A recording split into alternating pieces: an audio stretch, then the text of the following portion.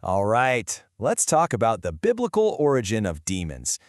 For centuries, this one question has puzzled believers and totally fascinated storytellers. But let me tell you, the answer isn't what you've seen in the movies. Today, we're going to uncover the true and honestly pretty wild origin of demons. So let me just ask you straight up. Have you ever wondered where demons really come from? I mean, what's the first image that pops into your head? Yeah, because if you're picturing, a single fallen angel sitting on a throne in hell, you're only seeing a tiny, tiny piece of a much bigger and honestly a much stranger picture. The real story is, well, it's way more dramatic. Because the real story, when you piece it all together from these ancient sources, it's this epic cosmic drama.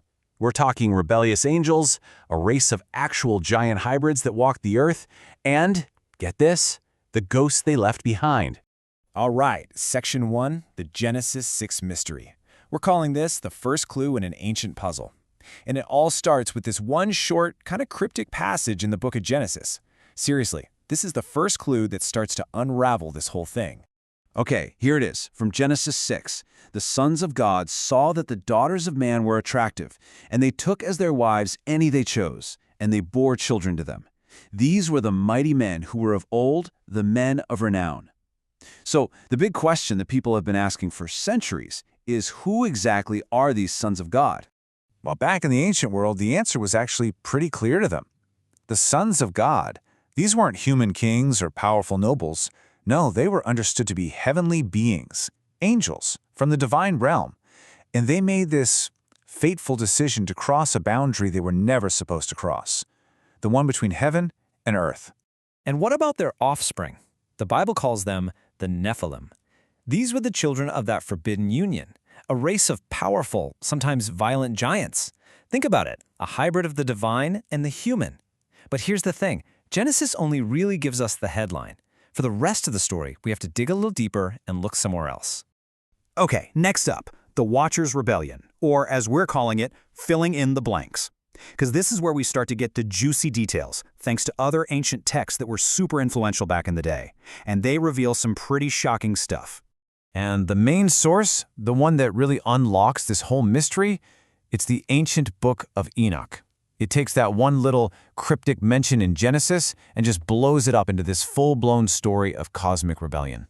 And according to Enoch, this was no small thing. We're not talking about a few rogue angels here. No, this was an organized rebellion. Over 200 of these heavenly beings, who are called the Watchers, came down on Mount Hermon together, and they had a very specific and very forbidden plan. And it gets worse. They didn't just have children with human women. They started teaching humanity all this forbidden knowledge. Things like metallurgy for making weapons, which just fueled violence. They taught cosmetics and the arts of seduction. And then there was sorcery, magic, astrology, you name it. The result? Absolute chaos all over the earth. So what happens to them? Well, for this rebellion, the Watchers are judged. They're captured, they're bound, and they're imprisoned in this place of darkness until the final judgment. Their story is pretty much over, for now. But that leaves one huge, lingering question, doesn't it? Which brings us to our next section, Spirits of the Giants. And here it is, folks, the birth of demons. See, the fate of the Watchers was sealed, but what about their kids? Their story is where we find the true origin of demons. Right. So what did happen to their giant offspring, the Nephilim? The ones who were running around causing all that chaos on the world? Well, here's the twist. Their physical bodies, their flesh and bone, were all destroyed in the Great Flood. But because they were this weird mix of part spirit, part flesh, their spiritual side couldn't just be, deleted. Instead, their spirits were cursed to roam the earth, disembodied, angry, and malicious. And the Book of Enoch just lays it out there, plain as day. It says, "The spirits of the giants shall be called upon earth, evil spirits, for from their flesh the spirits have gone forth." And that is the key. This is the big reveal. In this ancient worldview, demons aren't the original fallen angels. They're the disembodied wandering ghosts of their giant hybrid kids. Okay, so this leads us to a really fascinating idea. We're calling this section an unclean mixture. And the subtitle is Why They Are Called Unclean Spirits. Because this whole backstory, it explains exactly why that specific term is used so often, especially in the New Testament. So check out this analogy. In the Old Testament, you have unclean foods, right? They were forbidden because they were improper mixtures, things that fell outside of God's created order. Well, it's the exact same logic with unclean spirits.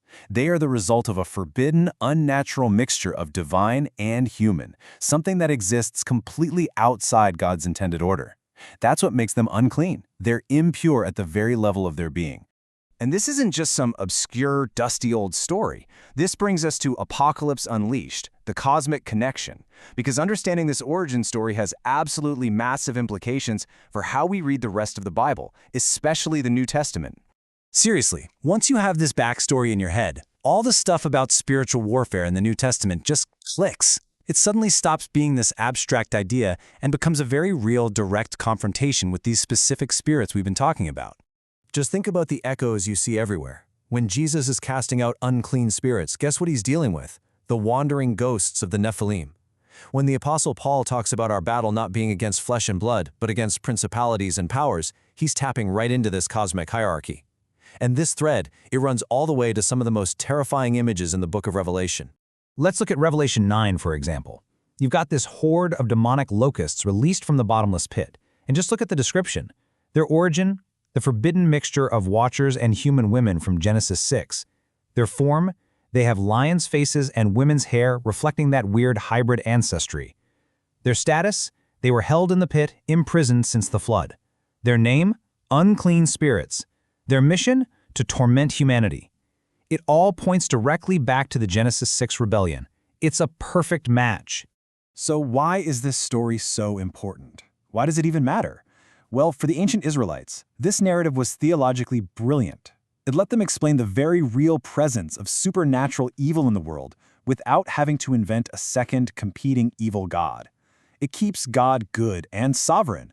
In this view, evil doesn't come from God. It comes from the rebellion of his created beings and the awful, cursed consequences of their actions. And that leaves us with one last big provocative thought.